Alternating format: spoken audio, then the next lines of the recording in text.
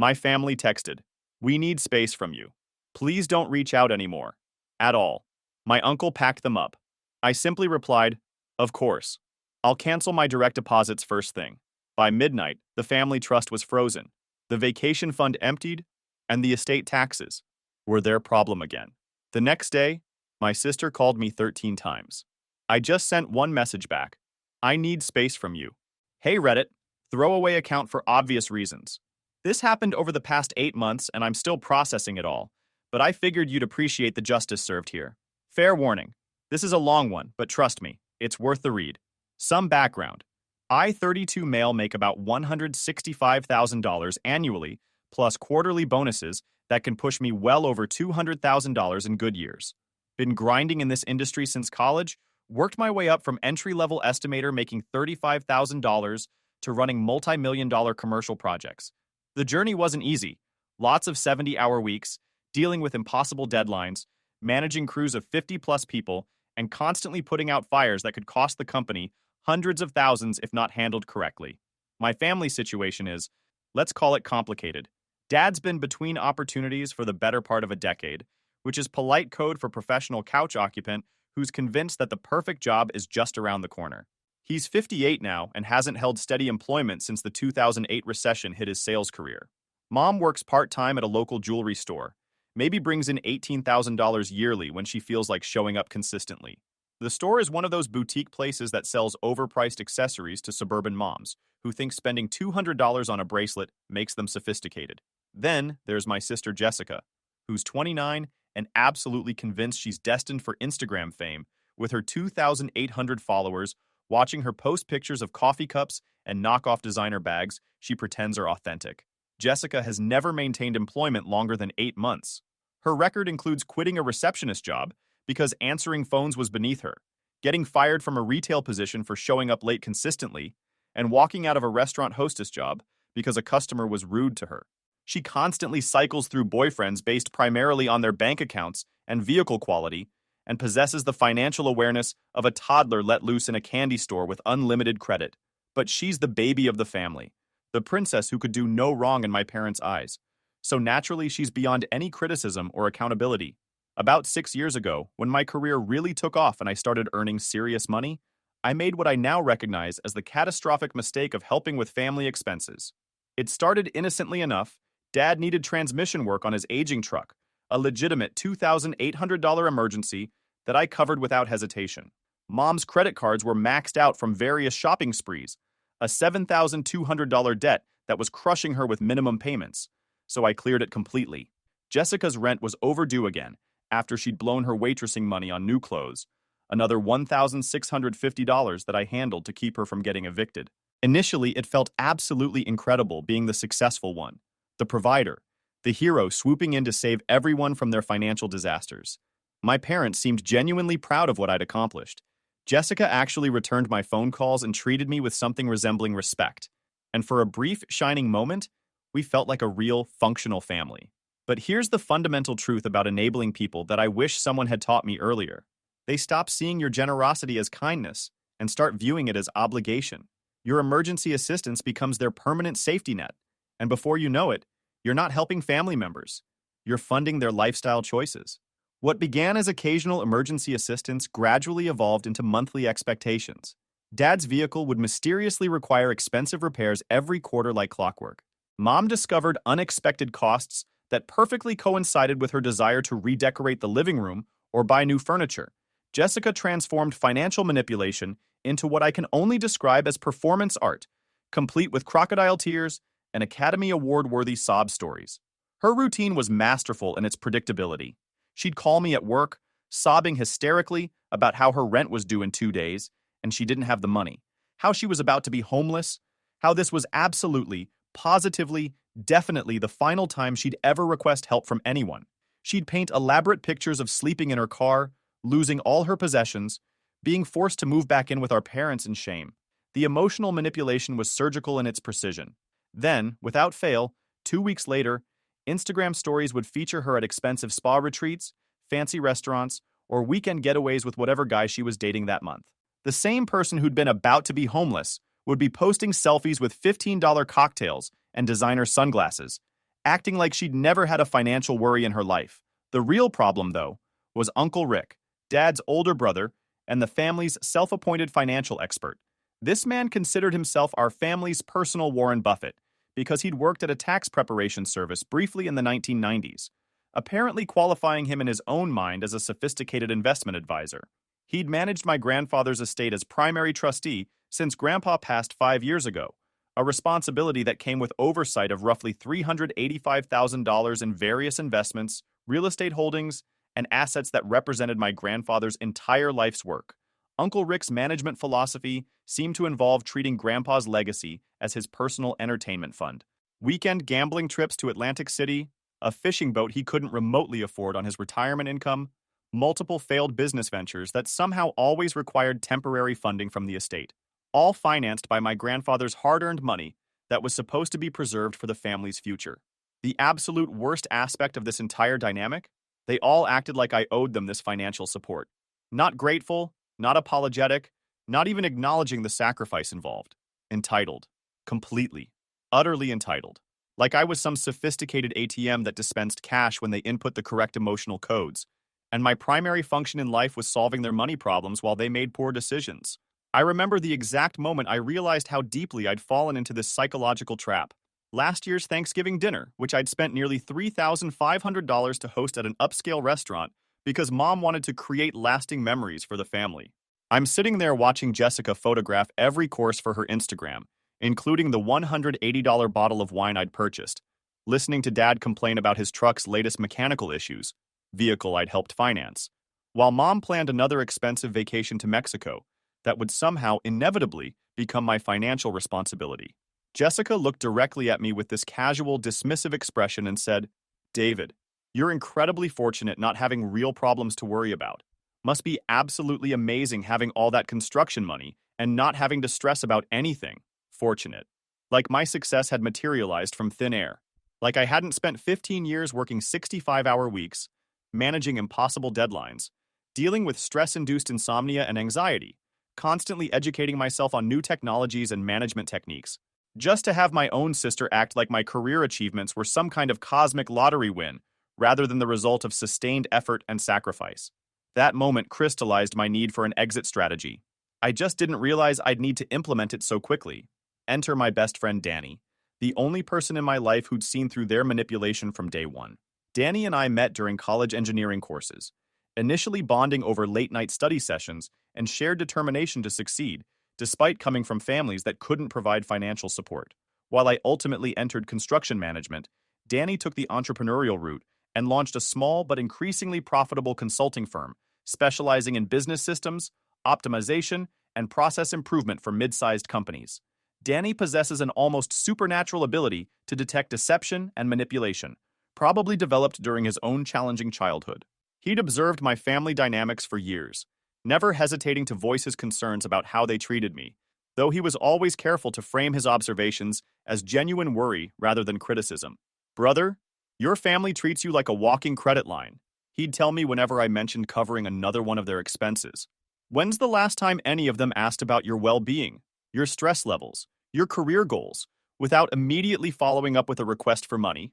I always dismissed his warnings because family loyalty seemed paramount, and I genuinely believed that supporting them was the right thing to do. But Danny maintained detailed observations about the pattern, and this guy actually started tracking every instance I mentioned giving them money. According to his calculations, which he presented to me with spreadsheet precision, I'd provided over $78,000 to my family in just 3 years. $78,000. Let that sink in. That's more than many people make in an entire year, just handed over to family members who never expressed genuine gratitude and constantly demonstrated that they viewed my generosity as their birthright. "They're systematically draining you," Danny insisted during our last serious conversation about the situation. "What's worse, they don't even respect you for it. You're not their son or brother anymore. You're their benefactor, their patron, their financial safety net. They've reduced your entire identity to your ability to solve their money problems." Danny had this talent for brutal honesty that was simultaneously helpful and incredibly painful to hear. He also possessed creative problem-solving skills and strategic thinking abilities that would prove absolutely invaluable in the coming months. Growing up genuinely poor, not Dad's temporarily unemployed poor, But single mother working double shifts at multiple jobs, poor. Danny understood exploitation and manipulation when he saw it. His mother had raised 4 children on combined restaurant server and cleaning service wages after his father abandoned the family when Danny was 11. He'd financed his college education entirely through academic scholarships, student loans, and working overnight shifts at a 24-hour gas station, often studying between customers at 3 a.m. So when he watched my family systematically exploit my success while contributing absolutely nothing themselves, it genuinely infuriated him. Not jealous anger or resentment, but righteous indignation on behalf of someone he cared about. Your fundamental problem, Danny explained during one of our regular weekend gaming sessions, is strategic mismatch. You're playing chess while they're playing checkers. They make emotional moves designed to manipulate. You respond with logical problem solving. They guilt trip you with sob stories. You write checks to make the problem disappear. You need to start playing their game instead of letting them play you. Meaning what exactly? Meaning you need to start thinking strategically about this situation. You're a project manager, David. You solve complex logistical problems professionally, coordinate multiple moving parts, anticipate potential issues before they become crises. Start treating your family situation like a troubleshooting exercise that needs systematic resolution. I laughed initially, thinking he was just being dramatic, but that conversation planted seeds for everything that would follow. The idea that I could approach family dysfunction with the same analytical thinking I use professionally was both appealing and slightly terrifying. 2 weeks later, everything changed forever with a single text message that would alter the course of my life. March 22nd, 4:12 p.m. I remember the time precisely because I was reviewing architectural blueprints for a major commercial project when my phone buzzed with a group message that would permanently end my relationship with my family. The text came from Mom's phone. We've discussed this as a family and think it's time for you to step back from family finances. We're capable of handling our own money from now on. Please don't contact us for a while. We need space to figure things out without outside interference. I stared at that message for what felt like an eternity, reading it over and over, trying to process what had just happened. My initial thought was that it had to be some kind of error or miscommunication. Maybe Mom had meant to send it to someone else. But then Jessica responded within minutes with a series of celebration emojis, and Dad liked the message with obvious enthusiasm. My own family had just terminated me, fired me from being their son and brother. I knew exactly what had triggered this coordinated response. 3 weeks prior, I'd requested basic accounting from Uncle Rick regarding estate fund management after noticing several suspicious transactions on the quarterly statement. Nothing accusatory or confrontational, simply a straightforward request. Could you walk me through these withdrawals and explain what they were for? Apparently, requesting transparency about how my deceased grandfather's money was being handled constituted boundary violations and controlling behavior that threatened their autonomy. The more I reflected on the situation, the angrier I became. These people had treated me like their personal banking institution for years, expecting me to fund their lifestyle choices while contributing nothing meaningful to my life, and the precise moment I asked one simple question about financial accountability, suddenly I was the problem that needed to be eliminated. I immediately called Danny, my hands actually shaking as I dialed his number.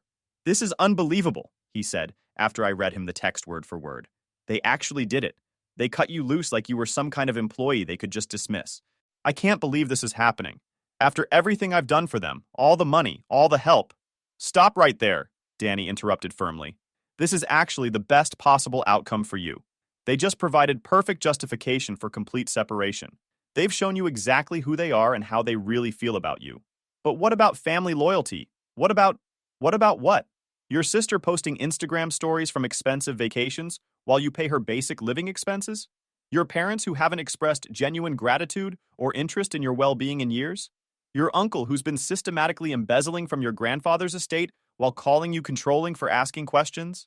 That last statement hit me like a physical blow. "What do you mean embezzling? David, you told me he purchased a fishing boat with estate money. That's not poor financial management or questionable judgment. That's theft. Plain and simple theft from a dead man's legacy. You know what we need to do? We? Absolutely we. You think I'm going to let you handle this situation alone after watching these people exploit you for years? I've been waiting for the perfect opportunity to help you address these parasites. Now they've handed us that opportunity on a silver platter." Danny's enthusiasm was genuinely contagious, but I still felt uncertain about escalating the situation. Maybe I should just walk away quietly and... "David, listen to me very carefully. These people systematically exploited your success and generosity for years. then discarded you the exact moment you requested basic accountability. They don't deserve your kindness, your consideration, or your protection anymore. They deserve consequences for their actions. He was absolutely right, and I knew it. I'd spent 3 years functioning as their personal ATM, and when I finally asked for basic transparency about where money was going, suddenly I was the villain who needed to be eliminated from their lives. All right, I agreed, feeling something shift inside me. What exactly do you have in mind? First, we need comprehensive damage assessment. What kind of financial access do you still maintain to their accounts and services? That's when I started smiling for the first time since receiving their text message. Because in their haste to cut me out emotionally, they'd made one absolutely critical error. They'd expelled me from the family but completely forgotten to remove me from their financial accounts and services. Danny arrived at my apartment that evening armed with his laptop, multiple energy drinks, and the kind of focused determination usually reserved for military operations. He dubbed our investigation Operation Family Audit, and we began systematically listing every account, service, and financial arrangement I had access to or control over. The list turned out to be far more extensive than even I had realized. I was an authorized user on my parents' primary checking account, added years ago during one of Dad's periodic credit difficulties when his own banking access was limited. I possessed their complete online banking credentials because I'd helped them establish the accounts and set up automatic payments for various services. I was the primary account holder for the family cell phone plan, auto insurance policy, and 6 different utility accounts including electricity, gas, water, and internet service. Most importantly, I had administrative access to the family's shared cloud storage system that contained Uncle Rick's estate documents, financial records, and sensitive information, and I was officially listed as backup trustee on Grandpa's estate, a legal position that everyone had apparently forgotten about, except me. This is absolutely beautiful, Danny said, examining bank statements and transaction histories on his laptop screen. Look at this complete mess they've created. The numbers exceeded even my worst expectations and fears. In just the past 6 months alone, Uncle Rick had withdrawn over $31,000 from estate accounts for various personal expenses. Dad had overdrafted the family checking account 11 separate times, generating hundreds of dollars in fees.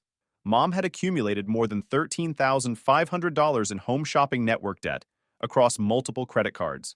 Most shockingly, Jessica had been using a credit card that was somehow connected to my primary credit line, systematically charging designer stores, expensive restaurants, spa treatments, and luxury items without my knowledge or consent. David, she's been literally stealing from you for months, Danny said, scrolling through endless transaction records. Look at this pattern. $750 at Louis Vuitton, $1,100 at some boutique downtown, $420 for a single brunch, $280 for massage therapy. She's been living like absolute royalty entirely on your credit while pretending to struggle financially. But the real treasure trove was Uncle Rick's systematic estate mismanagement. Danny methodically compared the original trust documents and legal requirements to the actual transaction history, building an ironclad case of financial misconduct. David, this isn't just poor financial management or questionable judgment calls. This is straight-up fraud, embezzlement, and breach of fiduciary duty. Look at this evidence. He used estate money to make the down payment on that fishing boat. He's been paying his personal mortgage with trust funds, and this $9,200 withdrawal from last month? The exact same weekend, he posted Facebook pictures of himself gambling in Atlantic City. How can you be certain about the Atlantic City connection? Danny pulled up Uncle Rick's social media profile with the satisfied expression of a detective solving a murder case. Because our genius posted multiple pictures of himself at the Borgata Casino with timestamps and location tags. The withdrawal from Grandpa's estate account and his casino posts match perfectly. Same weekend, same amounts, absolutely undeniable evidence. We spent the next 4 hours meticulously documenting everything we found.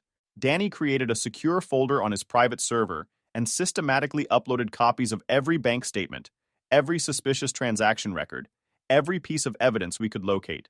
By the time we finished, we had built what amounted to a comprehensive criminal case file.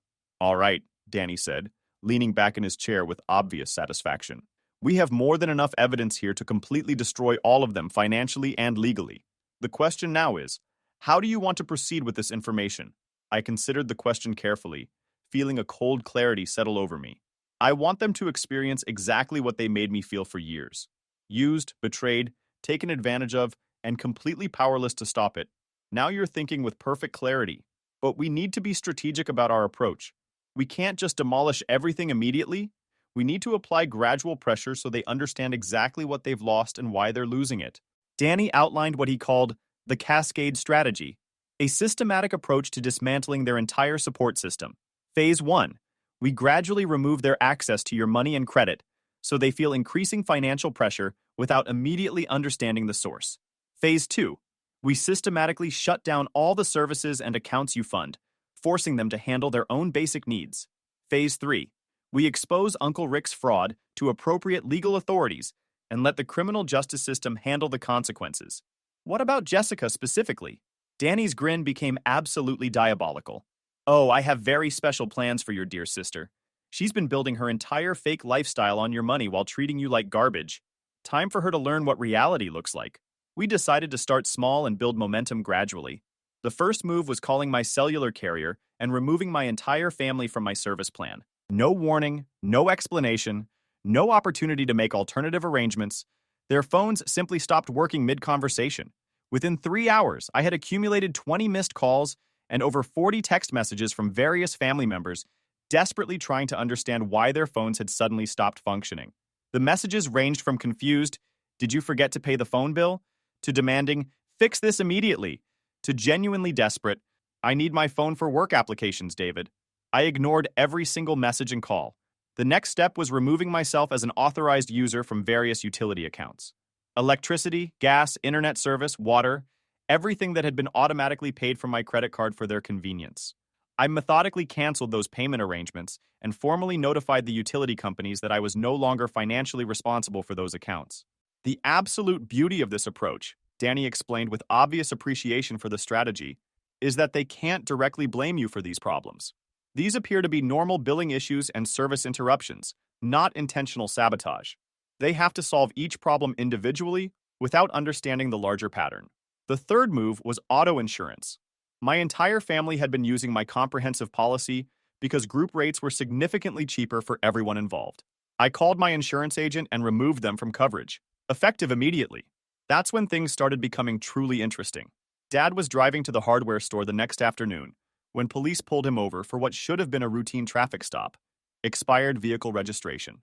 What should have been a simple warning became a complete nightmare when the officer ran his information and discovered that his vehicle was completely uninsured. The result, a $450 fine, immediate vehicle impoundment, and license suspension pending proof of valid insurance coverage. Dad called me absolutely screaming about insurance company mistakes and demanding that I fix the situation immediately. I let every call go directly to voicemail. Meanwhile, Jessica was discovering that her favorite hobby, maxing out credit cards on luxury purchases, had suddenly become impossible. I'd called the credit card company, removed her as an authorized user on my account, and then systematically disputed every charge she'd made in the previous 6 months as unauthorized usage. Her $750 Louis Vuitton purse, charged back to the merchant. The $1,100 shopping spree at designer boutiques, completely reversed. 6 months' worth of expensive dinners, spa treatments, and luxury purchases. All of it clawed back from the merchants who had accepted her fraudulent charges. But the real masterpiece was Danny's systematic destruction of her Instagram presence and fake lifestyle. Jessica's entire identity and self-worth were built around appearing wealthy and successful online. Designer clothes, expensive restaurants, luxury lifestyle content, all carefully curated to create the illusion that she was living some kind of aspirational life. But every single element of that facade was funded entirely by my money, and now that the funding source was eliminated, she couldn't maintain the pretense. Danny, being the strategic genius he is, had been systematically screenshotting her posts for months, building a comprehensive archive of her fake lifestyle. When she started posting defensive content about jealous haters trying to ruin her life, he created several anonymous social media accounts and began commenting on her posts with photographic receipts and documentation. "Girl, isn't that the exact same Louis Vuitton bag you returned to the store last week?" Accompanied by a screenshot of her at the customer service counter. Absolutely loving the designer lifestyle. By the way, how's your brother's credit score doing these days? With a screenshot showing her unauthorized charges. Those spa treatments look amazing. Must be nice having family money to fund the luxury lifestyle. With documentation of the disputed charges. It was absolutely beautiful to watch. Her Instagram comments section transformed into a battlefield as followers began questioning whether any aspect of her lifestyle was authentic.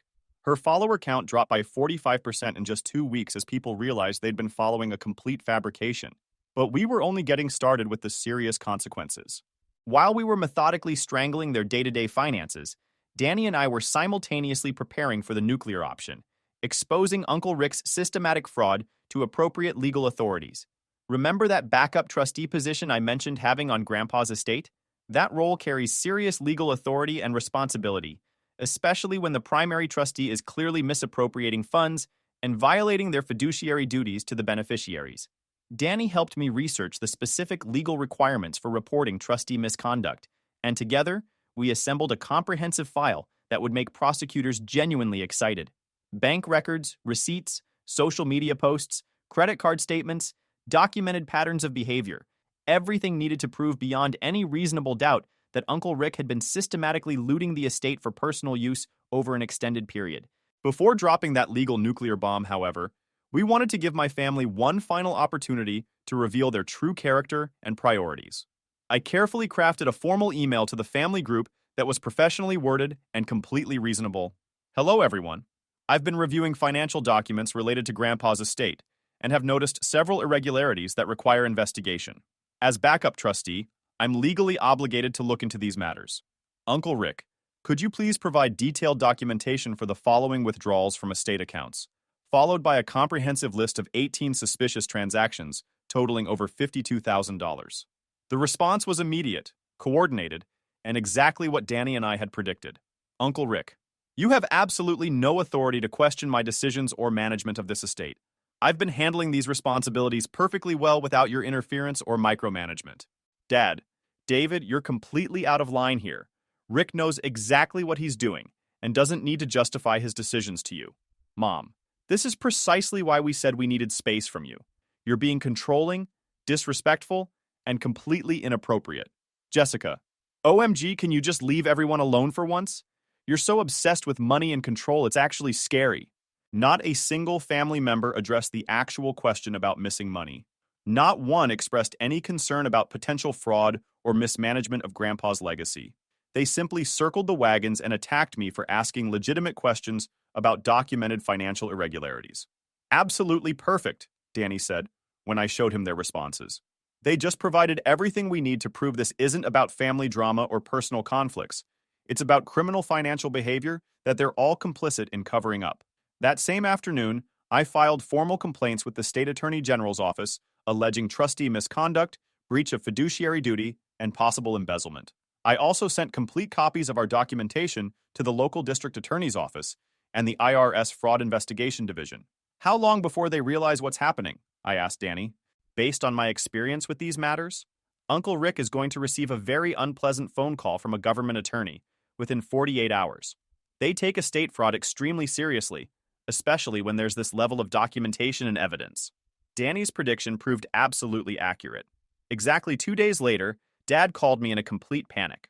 David, what did you do? The police want to interview Rick about estate management.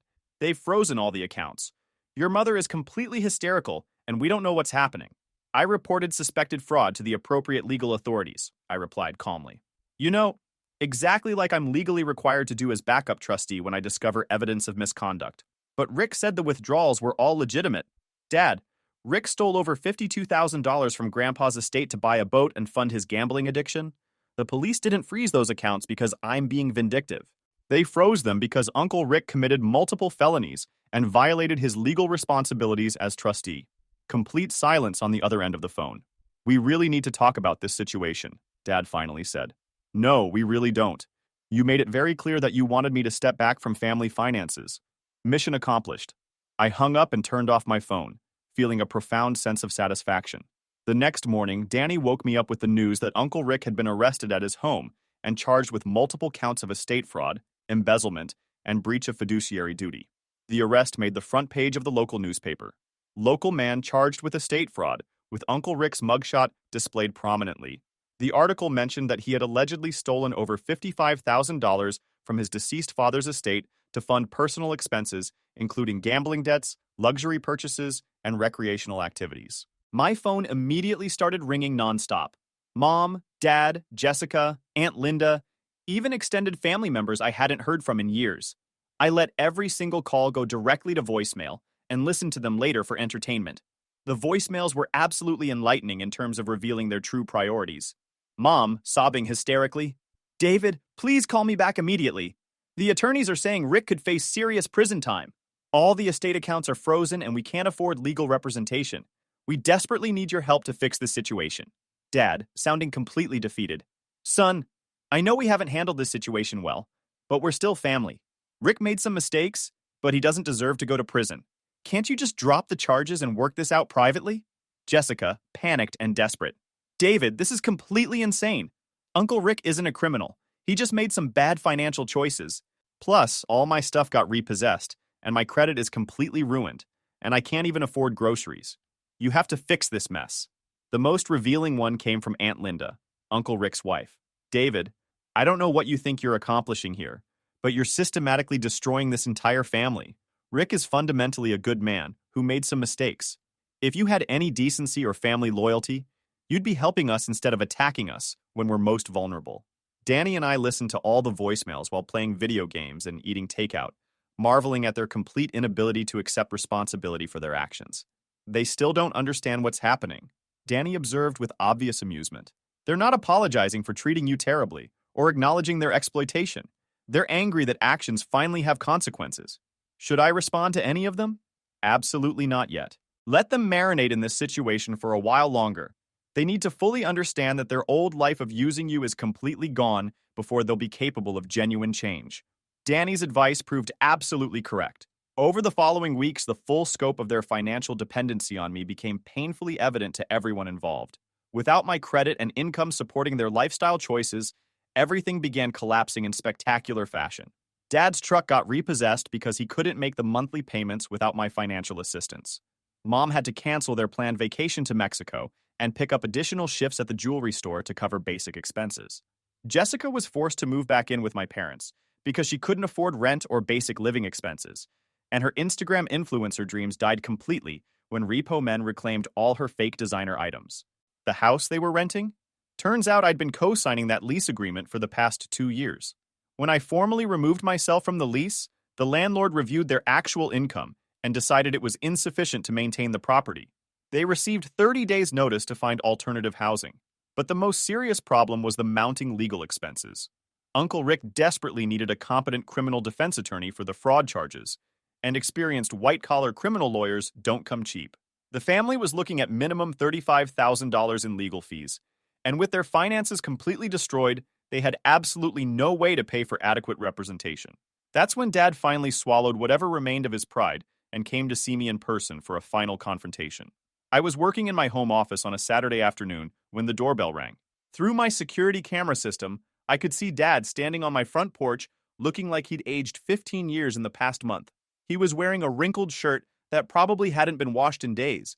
His hair was completely disheveled, and his entire posture screamed defeat. A dramatic transformation from the man who used to lecture me about family responsibilities and knowing your place. I deliberately let him stand there for 10 full minutes before opening the door, watching through the camera as he shifted nervously and rehearsed whatever speech he'd prepared. "David," he said when I finally opened the door, his voice barely above a whisper, "Please, we really need to talk." "About what specifically?" "About Rick, about the family situation, about how incredibly wrong we were about everything." I allowed him into my living room, but deliberately didn't offer him a seat or any refreshments. He stood there awkwardly, looking around at my nice furniture, expensive electronics, and successful lifestyle. All the things I could afford because I wasn't supporting 4 other adults anymore. "We completely messed up," he said finally, his voice cracking with emotion. "All of us. We treated you terribly for years, took advantage of your success and generosity, and when you tried to hold us accountable for our actions, we threw you away like you didn't matter to us. Okay, and we're genuinely sorry. Deeply, profoundly sorry. We know we don't deserve your forgiveness after everything we've done, but we're asking for it anyway because we're absolutely desperate." How desperate are we talking? Dad's shoulders completely sagged under the weight of his admission. "We're going to lose the house within 2 weeks. Rick is facing 5 to 10 years in federal prison unless we can afford decent legal representation. Your mother is working double shifts and she's physically and emotionally exhausted. Jessica is talking about moving to Las Vegas to work as a cocktail waitress because she can't find any other way to make money with her destroyed credit. I almost laughed out loud at that last detail. Jessica, who had always thought she was too sophisticated and special for regular jobs, was about to learn exactly how the real world works for people who don't have family money to fall back on. Those all sound like problems that aren't my problems to solve, I said matter-of-factly. You're absolutely right. They're not your problems. But we're hoping you might be willing to help us solve them anyway, despite everything we've done. And why exactly would I want to do that? Dad looked me directly in the eye for the first time since he'd arrived. Because you're a fundamentally better person than any of us. Because even after everything we did to you, you're still the only person in this family with the integrity and resources to save us from the consequences of our own actions. And what specifically are you asking me to do? Help us pay for Rick's criminal defense attorney. Help us find a new place to live that we can actually afford. Maybe, if you can find it in your heart, let us back into your life and try to rebuild some kind of relationship. I pretended to consider his request for a long moment, watching hope flicker in his eyes. No, David, please, number you don't get to spend 3 years treating me like a personal ATM, cut me out of the family when I ask basic questions about financial accountability, and then come crawling back begging for help when your lives fall apart. That's not how any of this works. But we apologized and we're genuinely sorry. You apologized because you're desperate and need money, not because you're actually sorry for how you treated me. If Uncle Rick hadn't gotten arrested, if your finances hadn't completely collapsed, if you could still afford your lifestyle without my help, would you be here apologizing? Or would you still be treating me like the family disappointment who asks too many inconvenient questions? Dad couldn't answer because we both knew the truth. Here's exactly what's going to happen, I continued with absolute finality. Uncle Rick is going to plead guilty and serve significant prison time because he's a criminal who systematically stole money from his dead father's estate. You and Mom are going to downsize to housing you can actually afford on your combined income. Jessica is going to get a real job and learn how the world actually works for people who don't have family money to subsidize their lifestyle choices. And all of you are going to live with the long-term consequences of treating me like garbage for years. And what about you in all this? Dad asked quietly. Me? I'm going to continue living my life, surrounded by people who actually value me as a person instead of viewing me as an ATM with legs. Starting with Danny, who's been more of a brother to me than my actual family ever was. As if perfectly choreographed, Danny walked through my front door at that exact moment, carrying takeout food for our planned gaming session. "Oh, hey there, Mr. Swanson," Danny said with obviously fake cheerfulness. "How's the whole family bankruptcy situation working out for everyone?" Dad's face turned bright red with embarrassment and anger, but he didn't say a single word in response. He just turned around and walked out of my house, probably for the very last time in his life,